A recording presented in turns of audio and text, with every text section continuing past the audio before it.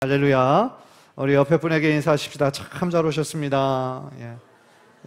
또 인사하실 때 은혜 많이 받으십시오. 그렇게 인사합시다. 은혜 많이 받으십시오.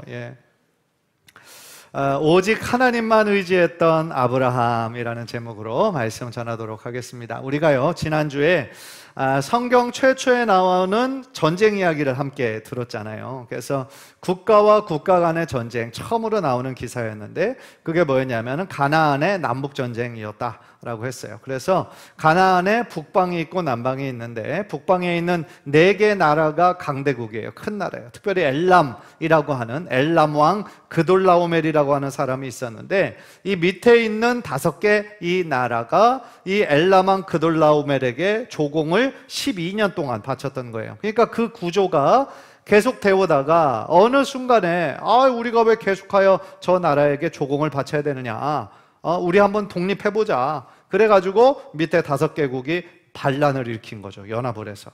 그랬더니 그 연합으로서 반란을 일으켰다는 소식을 듣고 또 위에 그 4개국도 연합을 해가지고 이 5개국과 싸움이 붙었죠. 큰 전쟁이었죠. 그리고 그 전쟁에서 누가 이겼어요? 뭐 힘센 쪽이 이겼겠죠, 그죠? 아브라함이 이겼어요? 아브라함 얘기는 아직 하지도 않았는데 그죠? 힘센 나라가 이겼죠. 위 4개국이 이 5개국을 이겼어요. 그래서 다 포로로 잡아갔어요. 그런데 왜 우리랑 아무 연관이 없는데 왜 전쟁 이야기가 이게 여기에 수록됐나? 우리가 그거를 알고 보니까 거기에 소돔과 고모라에 누가 살고 있었어요? 롯이 살고 있잖아요. 롯은 아브라함의 누구예요? 조카잖아요. 그러니까 아브라함이 그 전쟁에 들어갈 명분이 그때 생긴 거죠. 그래서 아브라함이 집에서 키운 318명, 그들은 용사가 아니에요. 군인이 아니에요. 정규적인 군사훈련을 받지 않은 그냥 평범한 사람들이에요. 그 사람들 318명을 데리고 지금 정규 군이 있는 4개국 연합군에 부딪힌 거죠.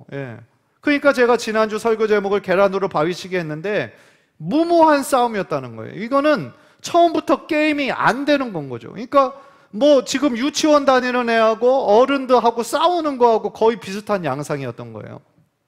그런데 놀랍게도 그 아브라함이라고 하는 믿음의 사람이 있었기 때문에 하나님께서는 그 아브라함과 418명이 그 연합군들과의 전쟁에서 승리하게 하셨죠. 이게 참 놀라운 기적과 같은 이야기였죠.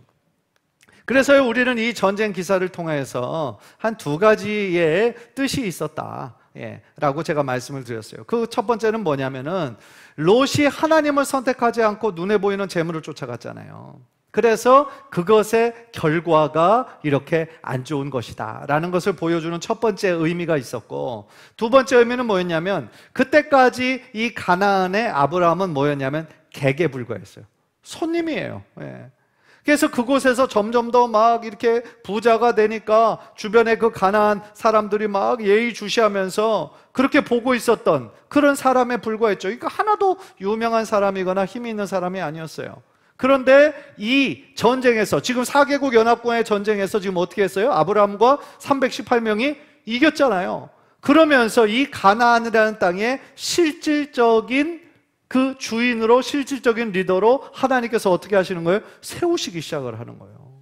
그래서 창세기 12장에서 하나님께서 아브라함에게 결국은 2가지 약속을 해주시는 거잖아요. 하나는 어떤 약속이에요? 땅에 대한 약속, 그죠? 땅에 대한 약속이고 또 하나의 약속은 뭐예요? 뭐에 대한 약속? 자손에 대한 약속. 그래서 그 자손이 하늘의 별과 같이 많게 해겠고 이 바다의 모래알같이 많게 해주겠다. 너를 축복의 근원이 되게 해주겠다. 하나님께서 약속해 주셨잖아요. 그런데 지금 당시 아브라함에게는 자기에게 해당되는 땅이 있었어요, 없었어요? 없었어요, 하나도. 자식이 있었어요, 없었어요? 한 사람도 없었단 말이에요. 그래서 아브라함이 그냥 자신의 집에서 정말 오랜 세월 같이 한 이 노종 엘리에셀이 내 후사입니다. 그렇게 얘기를 했는데 아니다, 네 몸에서 날 자다 했는데 그 약속을 믿고도 15년간 후사의 약속이 없자 어떻게 해요? 그 인간적인 방법으로 또 낳은 이스라엘이 또 내 후사입니다라고 생각했는데 그것도 하나님의 뜻이 아니었죠. 그래서 결국은 하나님께서 이렇게 하나님의 약속의 땅 가나안을 지금 하나님께서 허락하시고 또 이제 나중에 우리가 살펴보겠지만 100세에 하나님께서 아들 이삭을 이렇게 주시고, 그러니까 결국 지난번에 우리가 한 것은 뭐예요? 하나님께서 약속하신 것이 지금 당장 눈앞에 보이는 것이 아무것도 없다 할지라도 결국 하나님은 어떻게 하고 계신다는 거예요? 계속하여 일하시고 계시고 언젠가 하나님의 때가 되었을 때 마침내 우리들의 삶에 그것이 실제화된다. 그래서 믿음은 바라는 것들이 뭐예요? 실상이다. 그래서 우리가 믿음은 소망하는 것인데 뭐를 붙잡고 소망하는 거예요? 하나님의 약속을 붙잡고. 왜 하나님의 약속을 붙잡고 우리가 소망해요? 하나님은 어떤 분이시니까? 신실하신 분이시니까. 야, 이거니까 막 이렇게 나와도 되고 너무 좋네. 예. 그래서 하나님은 신실하신 분이니까 그건 뭐예요? 하나님은 하나님의 하신 약속을 반드시 지키신다 이 얘기잖아요. 그죠? 그래서 하나님의 그 변하지 않는 신실하신 성품 붙잡고 우리가 지금 이 자리에 나왔단 말이에요. 하나님은 선하신 분이고 하나님은 좋으신 분이시잖아요. 그리고 이 자리에 있는 모든 분들은 다 하나님의 사랑받는 자녀들이잖아요. 이 세상의 아버지도 자식에게 가장 좋은 것으로 주기를 기뻐하는데, 그죠? 아버지가 하는 일이 막 조폭이고 깡패라도 아들 잘 되기를 원하는 마음이 있잖아요. 그런데 하늘에 계신 우리 아버지가 이렇게 하나님의 은혜를 바라며 하나님의 도우심을 구하며 나아가는 귀한 자녀들의 삶을 왜 축복하지 않으시겠어요? 왜 우리가 잘 되는 것을 기뻐하지 않으시겠어요? 따라서 우리는 하나님의 약속 붙잡고 오늘 또 간절한 마음으로 기도할 때 지금 당장은 눈에 보이지 않는다 할지라도 손바닥만한 구름이 저기 밑에서 올라올 때까지 7번을 가서 기도했던 그 사환의 그 믿음처럼 우리도 하나님의 약속이 하나하나 구체화될 때까지 포기하지 말고 끝까지 정말 기도의 자리를 지켜내시는 우리 성도님들 되시기를 주님의 이름으로 간절히 축복합니다. 예, 이게 이제 지난주에 우리가 들었던 말씀이에요. 기억나시죠? 예, 그래서 한 주 한 주 이렇게 지난주에 했던 거를 좀 이렇게 정리하는 게 우리가 도움이 돼요. 왜냐하면 우리는 자꾸 잊어먹잖아요. 그죠? 예. 뭐 심지어 설교한 사람도 잊어먹는데 뭐 그죠? 그러니까 자연스러운 거예요. 다 기억하면 또 그렇잖아요. 이게 좀 잊어버리기도 하고 뭐 그런 거죠, 뭐. 예. 그러니까 이렇게 또 정리해 주니까 아, 맞아 또 기억나고 그런 거죠. 예. 그래서 오늘은 지난주 본문과 이어지는 본문인 거예요. 예. 이어지는 본문인데 여기에서 제가 아까도 그 제일 초반부에 말씀드렸던 것처럼 누구를 만나요, 아브라함이. 예. 아브라함이 지금 318명을 데리고 전쟁에 나가서 큰 승리를 하고 돌아와서 누구를 만나요? 그런데 그 사람의 이름이 뭐냐면 바로 멜기세덱이라는 사람이에요. 살레망 멜기세덱을 만나는데요, 이 멜기세덱과의 만남을 통해서 첫 번째로 우리가 깨닫는 것이 있어요. 그게 뭐냐면 지금 당시 가나안이 하나님 믿는 민족이에요? 아니에요. 예. 지금 가나안에서 하나님을 믿는 사람은 누구뿐이에요? 아브라함 뿐이에요. 가나안은요, 지금 가나안의 스스로 주인이라고 생각하면서 7민족이 다 지금 자리를 잡고 있는데 가나안엔 자기들이 옛날부터 믿는 우상들이 다 있는 거예요. 가장 대표적인 우상이 누굴까요? 있잖아요. 그 유명한 있잖아요. 바알. 예. 바알 신을 섬기는 족속들이란 말이에요. 바알은 결국 풍요의 신이에요. 기후, 환경을 주관하는 신이거든요. 그래서 당시는 이제 그 땅이 그 전에는 아브라함이 뭐 하는 민족이었어요? 유목민이었잖아요. 목축업, 양을 치는 사람들이었단 말이에요. 그런데 지금 가나안은 뭐를 주로 먹고 사는 사람들이에요? 농사를 짓는 사람들이에요. 그러니까 농사 짓는 사람들에게 뭐가 제일 중요해요? 비, 기후, 그죠? 이게 가장 중요하잖아요. 그러니까 기후를 주관한다라고 믿는 신이 있었는데 그 신의 이름이 뭐예요? 바알이에요. 그러니까 바알은 결국은 풍요의 신이었어요. 풍요의 신. 그러니까 이 가나안 족속들이 이 바알이라는 우상을 대대로 섬겼다 이 말이에요.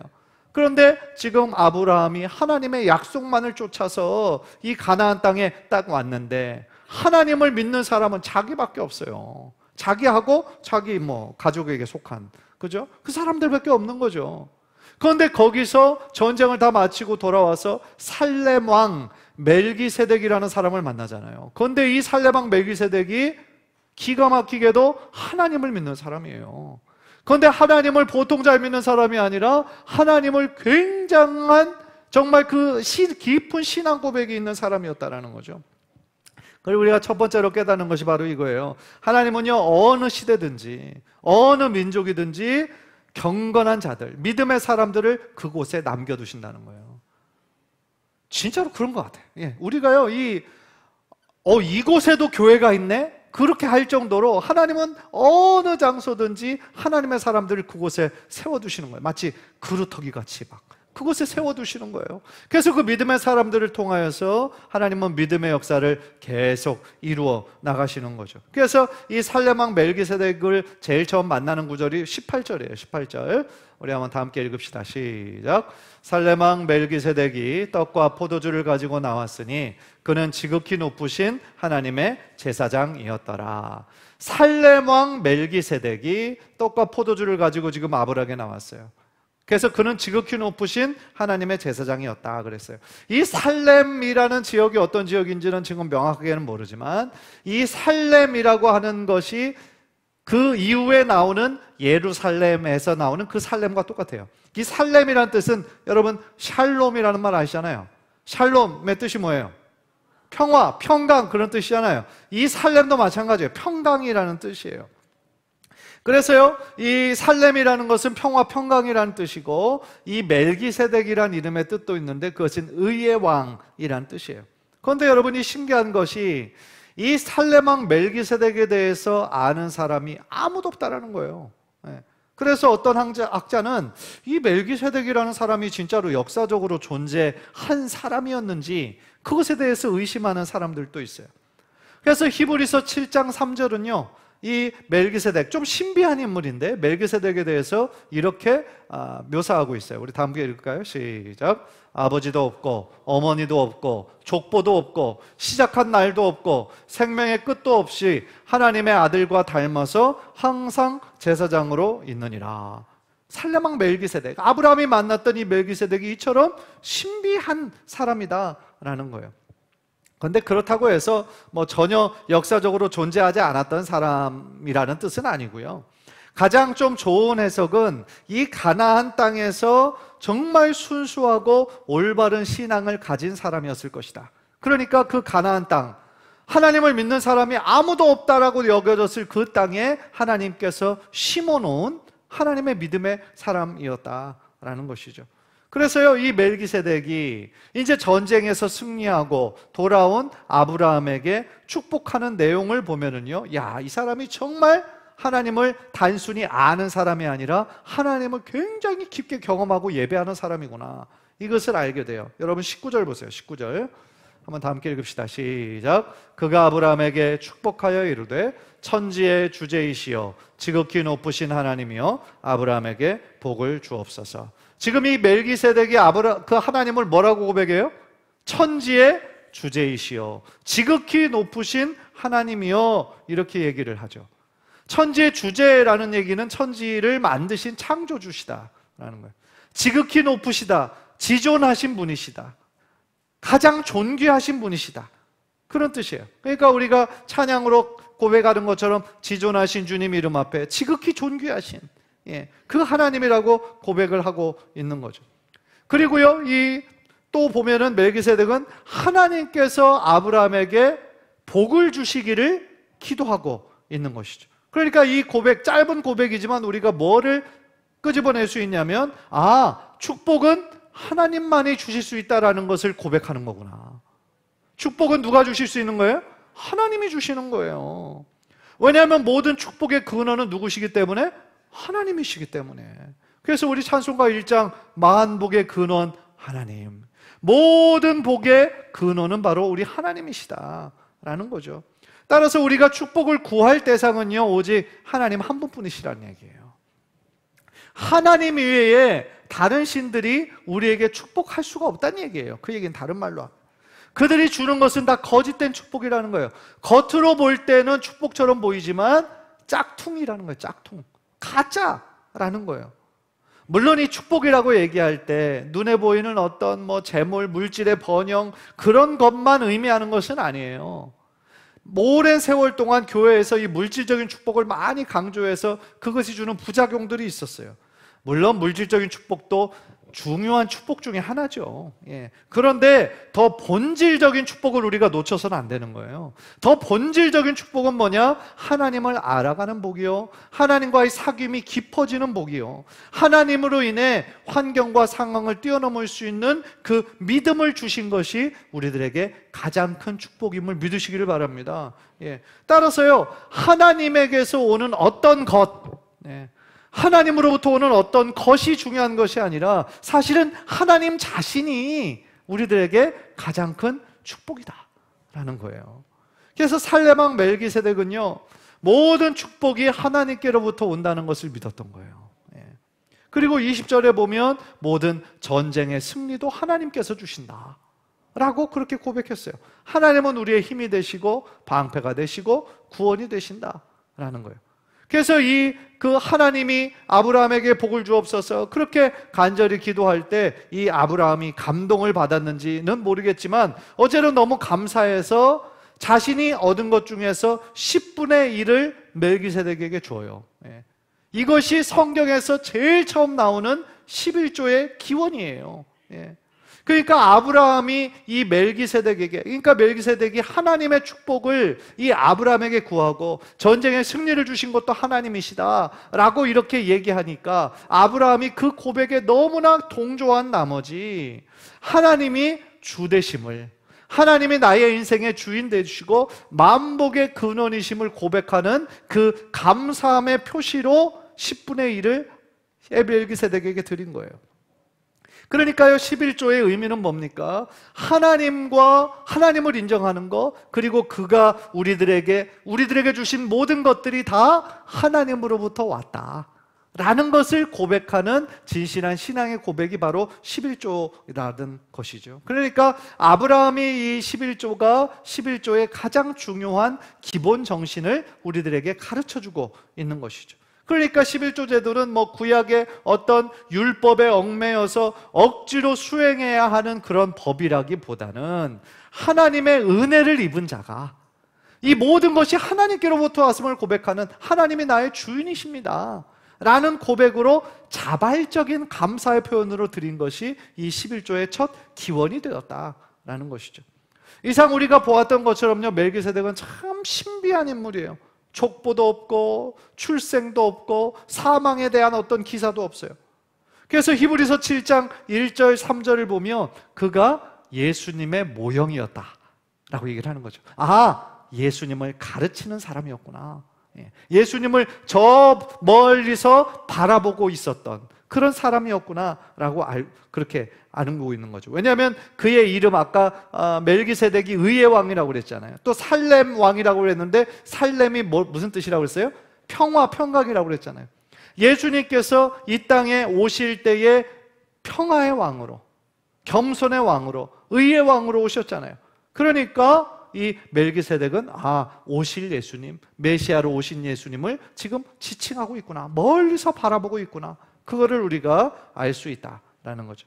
생각해보면요, 이 아브라함이 이 가나안 땅에서 이 하나님을 이토록 잘 믿는 신실한 멜기세덱과 만났을 때 얼마나 힘이 되고 위로가 되었겠어요.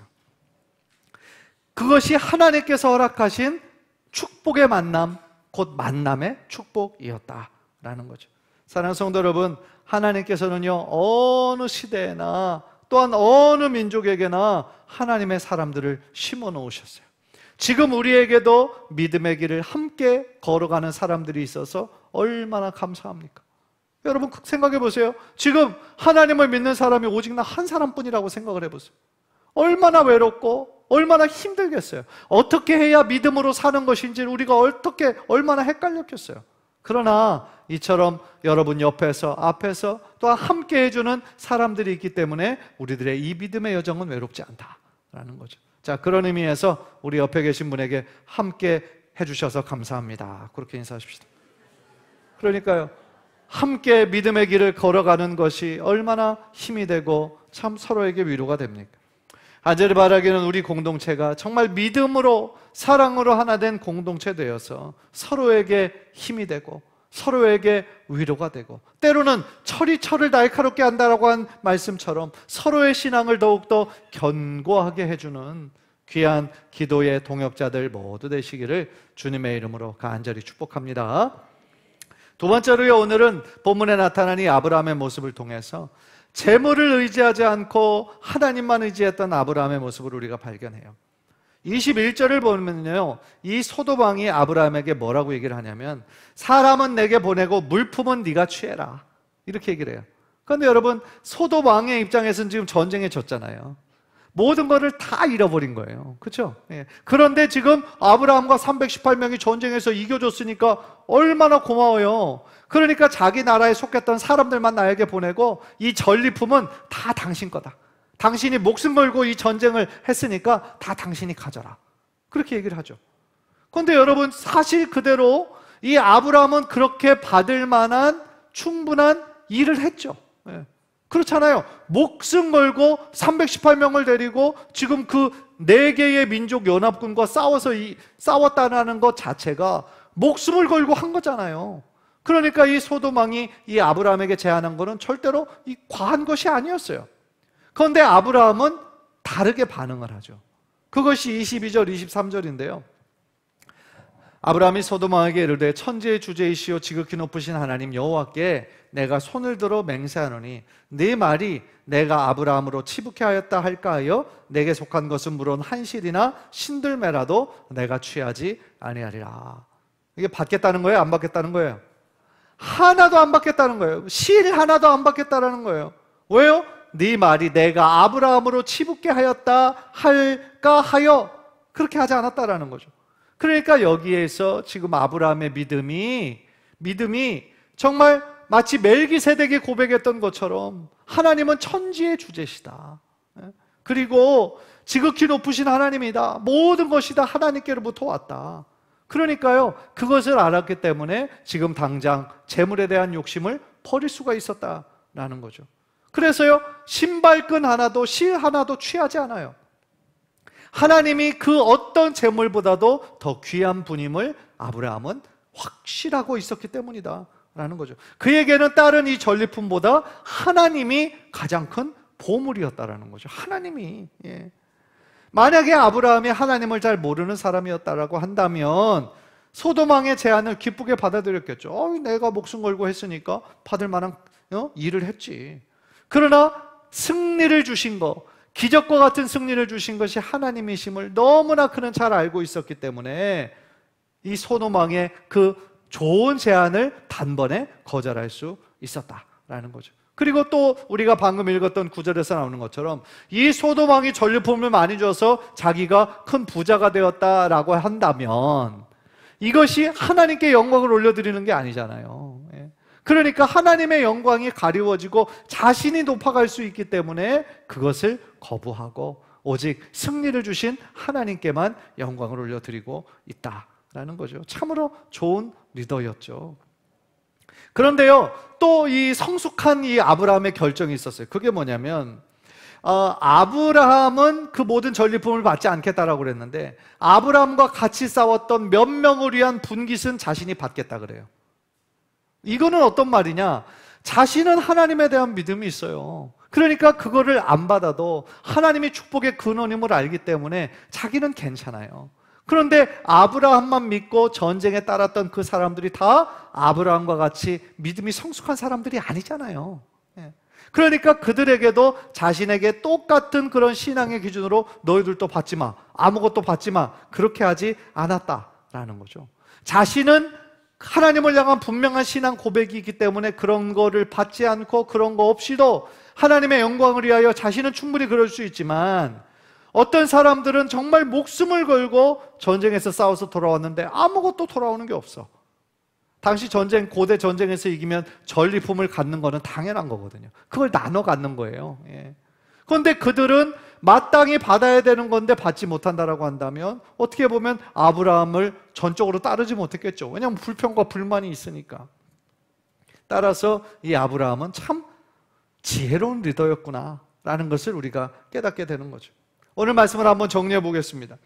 살렘 왕 멜기세덱과 아브라함이 가지고 있는 공통점이 있어요. 그게 뭐냐면 그 고백은 바로 모든 주인은 바로 하나님이시다 라는 거예요. 모든 것의 주인은 하나님이십니다 라고 고백을 하는 거예요. 한번 따라해봅시다. 모든 것의 주인은 하나님이십니다. 그것이 바로 천지의 주제시요 라는 신앙 고백이라는 거죠. 그거는 뭐냐면 모든 축복의 근원도 하나님이시고 모든 승리를 주시는 분도 하나님이시다 라는 거예요. 따라서요, 이 아브라함에게 중요했던 거, 살렘왕 멜기세덱에게 중요했던 거는요, 어떤 물질적인 이익보다 더 중요한 것, 그것은 하나님의 명예, 하나님의 영광, 그것이 훨씬 더 중요했다. 그래서 우리는 이 점을 절대로 잊어서는 안 된다라는 거예요. 간절히 바라기는 우리들의 이 삶 가운데서도 정말 하나님의 이름과 하나님의 영광을 드러내기에 힘쓰시는, 그래서 하나님 우선순위의 삶을 살아가셔서 하나님의 기쁨이 되는 우리 성도님들 모두 되시기를 주님의 이름으로 간절히 축원합니다.